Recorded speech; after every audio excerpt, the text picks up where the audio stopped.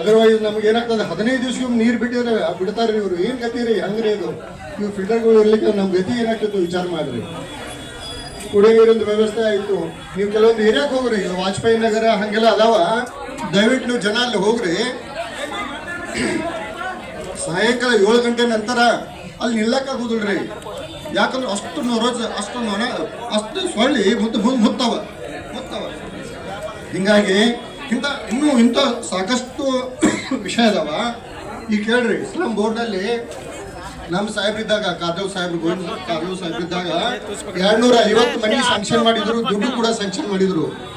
ಅದರಲ್ಲಿ ಕೇವಲ 20 ಮನೆ ಮುಟ್ಸ್ಯಾರ್ರಿ. 20 ಮನೆ. ಉಳ್ಕಿದ ಮನೆಗಳು ಎಲ್ಲ ಹಾಳಾಗೋದು. ಅವು ಯಾವ ವಸ್ತಿಗೆ ಯೋಗ್ಯ ಇಲ್ಲ. ಅವ್ನ ಜನಕ್ಕೆ ಕೊಡ್ತಾ ಇಲ್ಲ, ಹಕ್ಕುಪತ್ರ ಕೊಡ್ತಾ ಇಲ್ಲ. ನಿಮ್ಗೆ ಗೊತ್ತದೇನ್ರಿ, ಸಾಕಷ್ಟು ಜನರ ಕಡೆ ದುಡ್ಡು ಕಡಿಸ್ಕೊಂಡಾರ ಇದ್ರ ಸಲುವಾಗಿ. ಅದೇ ರೀತಿ ವಾಜಪೇಯಿ ವಸತಿ ಯೋಜನೆ, ಅಂಬೇಡ್ಕರ್ ವಸತಿ ಯೋಜನೆ, ಆಶ್ರಯ ವಸತಿ ಯೋಜನೆಯಲ್ಲಿ ಇವರು ಏನು ದುಡ್ಡು ತೆಗೆದಿಟ್ಟಿಲ್ಲ, ಜಾಗನೂ ತಗೊಂಡಿಲ್ಲ. ಒಮ್ಮೆ ನಗರೋತ್ಥಾನದಲ್ಲಿ ನಮ್ಮ ಕಾಳೋ ಸಾಹೇಬ್ರು 30 ಕೋಟಿ ಹಣ ಬಿಡುಗಡೆ ಮಾಡಿದ್ರು, DC ಅಕೌಂಟಿಗೆ ಬಂದಿತ್ತು. ಇನ್ನು ತಿಳ್ಕೊರಿ, ಆ ಹಣ ವಾಪಸ್ ಸರ್ಕಾರ ತಗೊಂಡದ.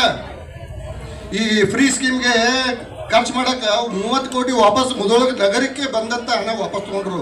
ಇಂಥ ಸರ್ಕಾರ ಬೇಕೇನ್ರಿ ನಮ್ಗೆ? ಇಂಥ ಸರ್ಕಾರ ಬೇಕ್ರ? ಬಂದ ಹಣ ವಾಪಸ್ ತಗೊಂಡಾರ. ಇಷ್ಟು ನೀವು ತಿಳ್ಕೊರಿ. ಹೀಗಾಗಿ ಏನಿಲ್ಲ, ಒಂದೇ ಮಾತಲ್ಲಿ ಹೇಳ್ತಾನೆ ನಿಮಗೆ, ನಮ್ಮ ಸಾಹೇಬರು, ನಮ್ಮ ಕಾರಜೋಳ ಸಾಹೇಬರಾಗಲಿ, ನಮ್ಮ ಸರ್ಕಾರ ಇದ್ದಾಗ ಮುಧೋಳ ನಗರಕ್ಕೆ, ಮುಧೋಳ ತಾಲೂಕಿಗೆ 3,800 ಕೋಟಿಗೂ ಅಧಿಕ ಹಣವನ್ನು ತಂದು ಸಾಕಷ್ಟು ಅಭಿವೃದ್ಧಿ ಕೆಲಸ ಮಾಡ್ಯಾರ. ಇವರು ಮ್ಯಾಗಿಂದು 800 ಕೋಟಿ ಸಲಕ್ಕೆ ತರಕು. 800 ಕೋಟಿ ಅಲ್ಲ, ಬಹುಶಃ ಏನೇನು ತಂದಿಲ್ಲ.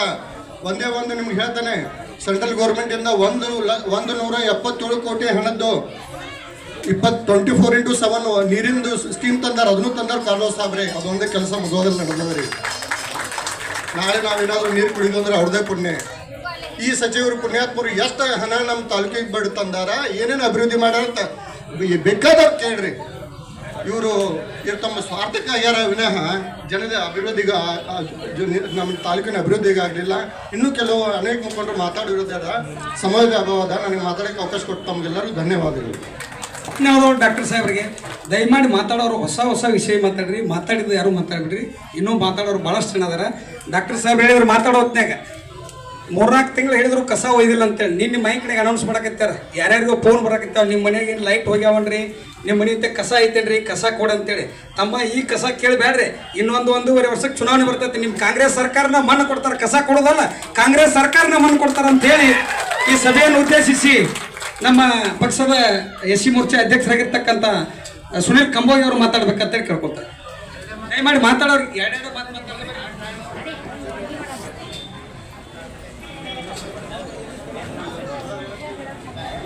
ಮೊದಲನೇದಾಗಿ ಮುಧೋಳ ನಗರದ ಏನೇನು ನಡೆದೈತೆ ಅನ್ನೋದು ನಾವೆಲ್ಲ ಕಣ್ಣಾಡ್ಲೇನು ನೋಡಿವಿ.